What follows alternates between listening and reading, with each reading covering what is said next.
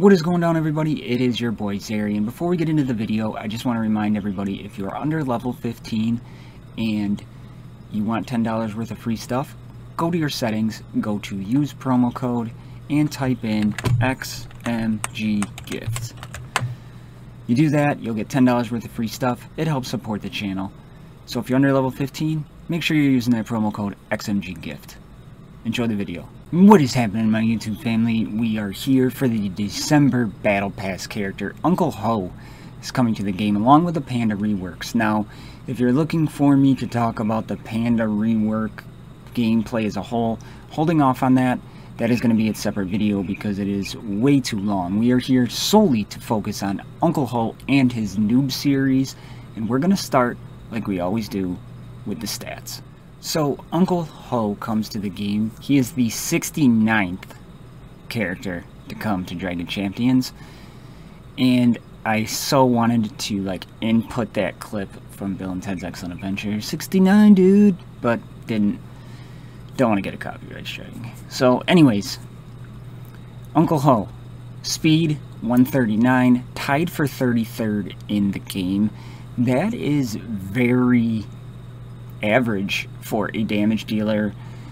Like 135 to 145 is the average range for that, so to be expected. Health 20,850, 38th in the game. That's pretty low. Shield 24,641, 33rd in the game. Health and shield combo is 45,491, 36th in the game. So he's right in the middle, really, on all of those stats. Alright, so Uncle Ho is a physical damage dealer. That he comes in at 2,873, and that is 19th in the game, even though it doesn't set it there. I just saw I forgot to put it there, so I went and checked my spreadsheet, and he is 19th in the game for physical damage. Crit chance 28.65, not too shabby, coming in at 14th in the game. So that's very, top 1/3, so take that. Physical armor, 30.91%, coming in at 37th. Magic armor, 30.53, coming in at 42nd. So we're seeing another character that we're going to potentially struggle to keep alive. And to finish it off, potency is 31, pretty standard, 31st in the game, pretty much middle of the pack. Tenacity, 33, tied for 6th. But it's really dead center. Tenacity 31 to 35 is pretty much middle of the road, and he is dead center of that, so pretty much dead center there. So my stat takeaways: he's just about average in everything. His potency is lower. Okay, we'll see if he needs it. Speed is average for a damage dealer. I mean, and his magic armor is really low. Really, really low. And that's about, when you look at his kit and you look at his stats and you look at what he can bring, it's all average. Everything is average, stat-wise. So, he's just about an average character. Alright, so we're back over in the game, and we're going to break down his move kit, his abilities, we're going to talk about it, and we're going to go from there.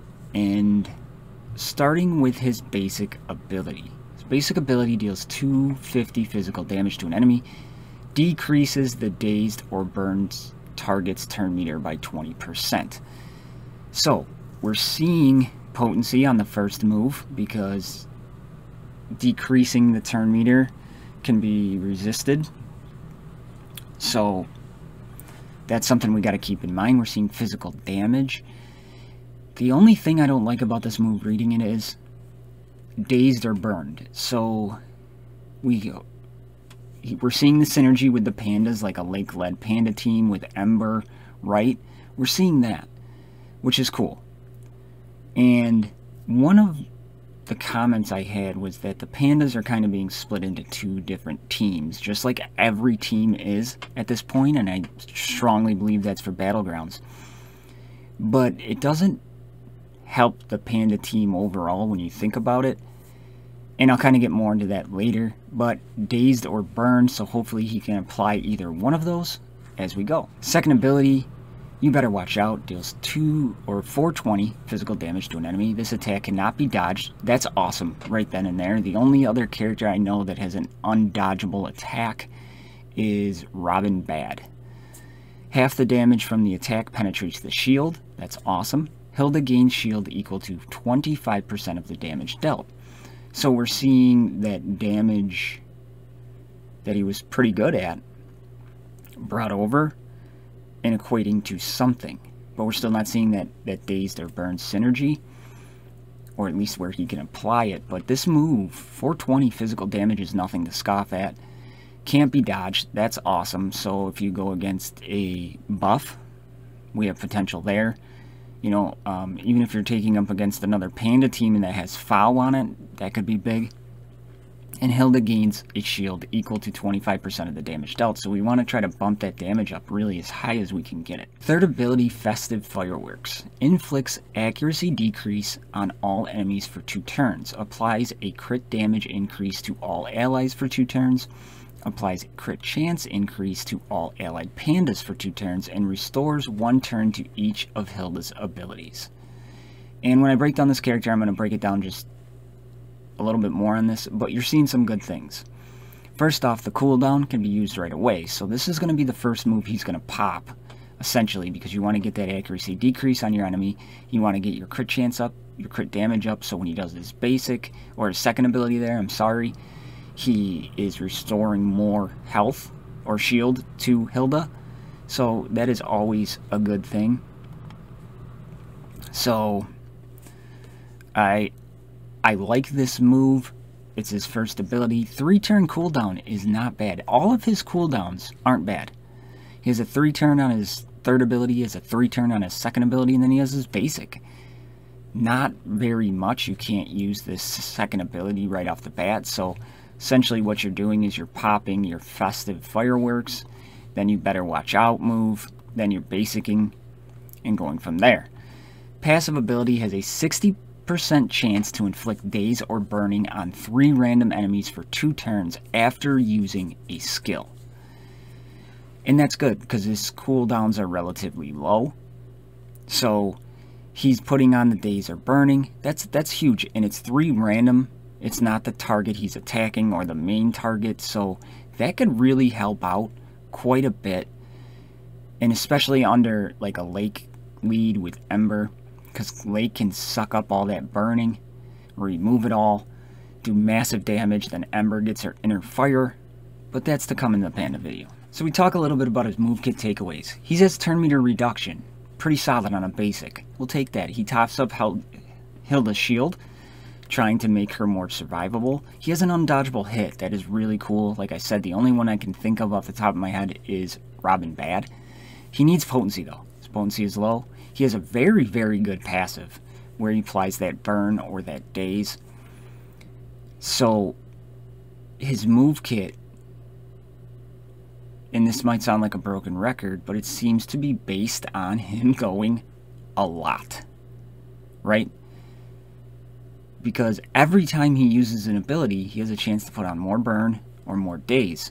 So you want him to go as fast as you possibly can. We're also seeing he gives buffs to the team. Doing more damage for Lake and Ember is extremely solid. I mean, they're heavy damage dealers before this whole rework happened. Now we're seeing more of that come into this game, and it's something that can't be overshadowed.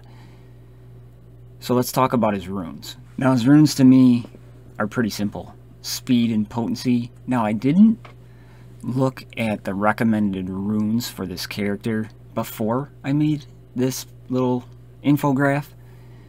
You could put damage, right? Because you put damage on there, he's dealing 420 on his second ability. He's restoring shield to Hilda based on the damage he does. But it's that passive. That passive is just so good on paper when you read it as of right now. And we'll get into my thoughts and feelings about this character at the end. But you want him to go as fast as you possibly can. but you need that potency, you need that accuracy decrease to stick on the other team. You want to make sure that daze and that burn sticks. It's only got a 60% chance, so we're looking at double potency tenacity check, and it's really could screw you. And in the secondaries, you want more speed. You're looking for damage, crit chance, because the more damage he does, the more he's going to put back on Hilda's shield. He is a damage dealer. And obviously potency. So to me, he's a very easy one to ruin. You get him with as much speed as you possibly can and as much potency as you possibly can, and you hope for the best. Now, if you went damage and potency or damage crit chance, you could, yeah, without a doubt you could. But it's not made, he's not made for that. He's made to feed Ember, Inner Flame, and ramp up Lake's damage, and that has to happen by him going all the time. So we're over here in the game, and I did pretty good on this one.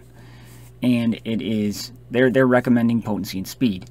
Now they're saying shield for him, so I didn't focus on shield. I tried it, and I didn't really see a difference in my testing. I went for like this rune right here, you know, your southwestern rune. I just went for whatever had this best speed secondary, right? So all in all, that's how I did it, but they're saying potency and speed, and that's exactly how I read this character, and pretty happy about it. So let me rune him, and I'll be right back. Alright, we got a full rune amulet here, and we have the northern speed rune. Obviously we have the damage primary. I got some shield in there, I got potency, I got health, and I got speed. So I hit 2, really 3, because of the damage primary. I was looking for speed, potency, critical chance, and obviously survivability, right? Because his health and shield combo is pretty low. So we got the damage, we got shield, we got potency, speed, and health. Then I went for speed, obviously the primary in that northeastern rune. I got some armor, I got more damage in there. It's a flat stat, but the potency hit twice, so that was a pretty good roll for me, giving him 2.57% more potency. And then we have armor in the southern rune. Now, the southern rune, I either wanted a damage or a critical chance. But this rune rolled 11 speed, so I went with that. It also has damage percentage, and it also has crit chance on it, what I was looking for, with some armor survivability, so I went with it. But primarily I would want a damage or a critical chance on there to amp up that damage for when he is attacking, but can't complain about that. Then I went with the shield primary because this one had an 8 speed roll, so, and it had a potency, and it has armor hit twice and shield. And then obviously I went for potency. I have damage, I have armor, more shield, and then 2 speed. It's better than nothing at this point. On the northwestern rune or that southeastern rune, if you get really any speed over there, it's pretty good. So I just kind of went with it. And this character is gear 11 plus for testing, so we're going to look at how much I added to him, not the overall, because that could be a little bit skewed. So keep that in mind as we review the stats. So stat wise, we added 167 physical damage. We could have got that much higher if we had that damage primary in the southern rune.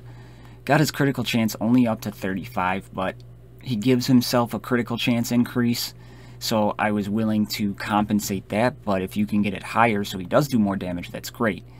Health, we brought it up 1481. Brought up his physical armor 4 and his magic armor 5. That makes it a little bit more respectable. Definitely okay with that. We brought up his shield 4500, so we're up over 50k now. Health and shield combo. We brought up his speed 78. That's a lot.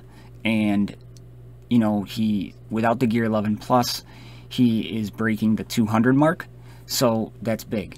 We brought up his potency 41.1%, and that's what we want with this character. We want to make sure he's getting through those potency tenacity checks, so pretty happy. I didn't touch his tenacity. Didn't really care about it. So that is his stats. So we're going to talk about artifacts, and for artifacts, they are... I tried to pick 3 or 4, and what I was looking for here is I'm looking for potency, survivability, and damage, right? Some sort of that combination, because he's still only 50k, he's a damage dealer, you know he's going to drop quick, so we went for those. So in no particular order, the uncommon one, I try to pick one from each tier, you know, besides common, so that way people have some choices. I went for the Lucky Clover from General Murdoch. You get a potency increase and a lifesteal increase, and then the bonus actually isn't that bad when you think about it, right? You get damage, only one enemy, which that's all he does. He doesn't do AoEs, right? Has a 10% chance to increase his crit chance by 2.5% 3 times a battle. Alright, so if we're increasing his crit chance, we're increasing that damage, we're putting more shield back on Hilda, so not terrible. You know, the increase to potency, even though we got it relatively high, we still want more, right? And we can't get speed from artifacts, so it's potency, damage, survivability. Alright, the next one up is a rare Imperial Decree made for Freezard. We're getting 9 potency and 9 lifesteal. Dealing damage increases maximum health by 1.5% 3 times a battle, so an extra 4.5% health. It is low, but any more survivability we can get, and it happens 3 times. It's gonna happen. There's no like 10% chance to do it. It's gonna happen. So it's really, really good that you think about that survivability. So we're getting 3 things we were looking for. You know, we get the lifesteal for the survivability, we're increasing the health, and then we get potency for the debuffs. I'll take it. Now, I went with another rare. You know, I didn't really care for a lot of the epic runes for him, or artifacts. I keep saying that. Son of a gun. But this one is the Golden Comb from Nightingale. Potency plus 6, shield plus 6%, and then suffering a critical hit is a 10% chance to remove 1 debuff 5 times per battle. So he's going to get focused on early, and people are going to try to ability block him. So if he gets the crit on him, right, it could take that ability block away, it could take that stun away, it could take that heal reduction away, something like that that could really benefit him. So, and we're getting more potency, we're getting some shield. Now, if you put on an artifact that has damage, by all means do it, if that's the way you feel you gotta go. But these are the 3 that I would recommend. So here's my thoughts and feelings about Uncle Ho. Uncle Ho is a cool character. He's not my favorite Battle Pass character. I will buy the Battle Pass like I always do. He is going to be, I think, pivotal to one of the 2 Panda teams. I did testing with Patriarch Chi and Kinley, but he fits better in team number 2, which is Lake, Ember, Hilda, Fowl, and Uncle Ho. Problem is, he dies a lot. He's hard to keep up. Hilda isn't the strongest tank. I really wish she was part of that workaround, that rework. And they said there's more to come, so I'm hoping that's gonna change, right? Make that synergy with Snorri, synergy with Uncle Ho, and they're both benefiting each other. His passive is absolutely amazing. It's really good for that Panda team, and it's just hard to keep him up. He doesn't... I mean, I fought other Panda teams. I fought Demon teams. I fought Soleus teams. And, you know, I took him into PvE content for the challenges. And he does a lot better in PvE than he does in PvP. But part of the team you're putting him with, it's hard. Because Hilda's not the best tank. She doesn't stay up as long as like a Kinley. Fa was extremely squishy. And even with 3-dot runes, gear 11 plus, I have him up to 220 speed. And he was going often, but it just didn't seem like he was going enough.